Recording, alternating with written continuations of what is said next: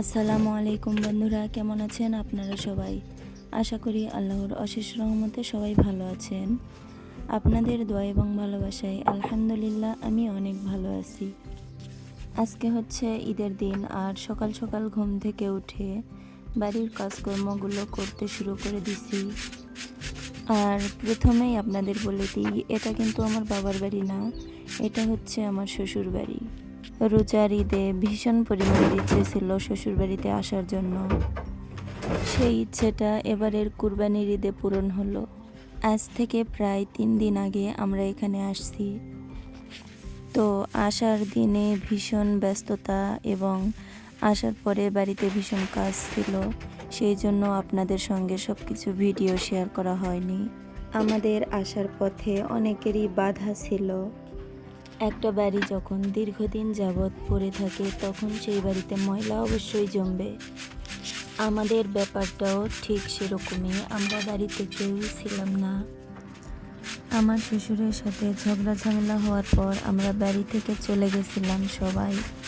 তারপর থেকে আর শ্বশুরের সঙ্গে যোগাযোগ হতো না।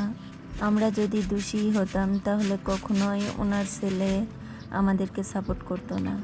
তো যাই হোক, আপনারা অনেকেই জানেন আমার শ্বশুর অ্যাক্সিডেন্ট করেছিলেন। তারপর থেকে উনি আর বাড়িতে থাকেন না। আমাদের বাড়িতে কিছুদিন থাকার পর উনি ঢাকায় চলে যান। উনি আমাদের সঙ্গে ফোনে কথা বলেন, আমাদেরকে বাড়িতে আসার জন্য অনেক জোরাজুরি করেন। সেই জন্য আমার হাজব্যান্ড অনেক ভেবেচিন্তে দেখে এবার আমাদেরকে বাড়িতে নিয়ে আসলো। তো বাড়িতে আসার পর এখনও সব কিছু সেভাবে গোছানো হয়নি। অনেক দিন ধরে বাড়ি একা পড়ে থাকার জন্য বাড়িতে ভীষণ পরিমাণে ময়লা জমে গেছে।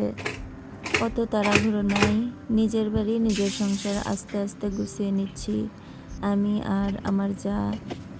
আজকে ঈদের দিন, সেই জন্য সকাল সকাল ঘুম থেকে উঠে আগে দুধ জাল দিয়ে নিচ্ছি, সেমাই বানাবো সেই জন্য। বাড়িতে 2টা ছোটো বাচ্চা আছে আমার এবং আমার জায়ের।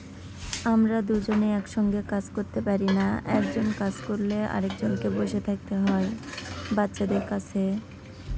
সেই জন্য আমি রান্না করতেছি আর আমার যা বাচ্চা সামলাচ্ছে। সেমাই রান্নার পর আমি চলে যাব বাচ্চাদেরকে গোসল করিয়ে দিতে।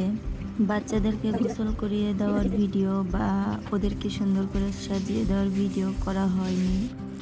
তার কারণ হচ্ছে আমরা গ্রামে থাকি, আর যারা গ্রামে থাকেন তারা বুঝতে পারবেন। গ্রামের মানুষেরা এসব বিষয়গুলো তেমন পছন্দ করেন না। তারপরে বাচ্চাদেরকে গোসল করিয়ে আমরা গোসল কমপ্লিট করে এরপরে চলে এলাম মাংস রান্না করতে। পরিমাণ মতো গরম মশলা, ঝাল, লবণ, তেল, হলদি সব কিছু দিয়ে সুন্দর করে মেখে দিয়ে পরিমাণ মতো পানি দিয়ে মাটির চুলায় রান্না করব। মাটির চুলায় যে রান্না করতে চাচ্ছি, প্রায় 2 বছর ধরে আমাদের এই মাটির চুলায় কোনো রান্না হয়নি। গ্যাসের চুলা, কারেন্টের চুলার যেমন নিয়ম আছে, ঠিক সেরকমই মাটির চুলারও কিছু নিয়ম আছে।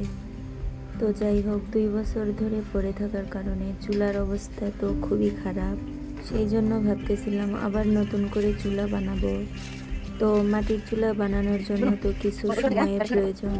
সেই জন্য 2 চুলা ভেঙে দিয়ে 1 চুলা রেখে দিছি। অন্যদিকে যখন সুন্দর করে চুলা বানানো হয়ে যাবে, তারপরে এই 1 চুলাও ভেঙে ফেলে দিব। মাটির চুলার রান্না যে কি যে সুস্বাদুর হয়, যারা মাটির চুলার রান্না খায় তারা গ্যাসের চুলার রান্না খাইতে চায় না।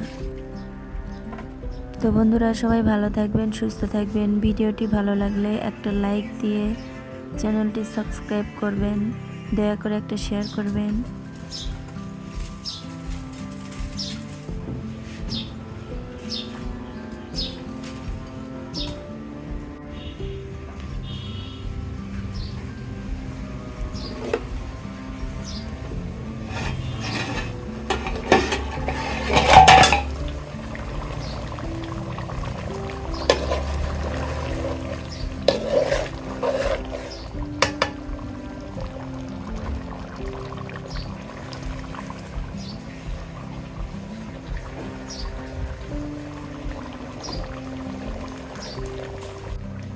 সবাই ভালো থাকবেন, সুস্থ থাকবেন। আজকের মতো এখানেই বিদায় নিচ্ছি।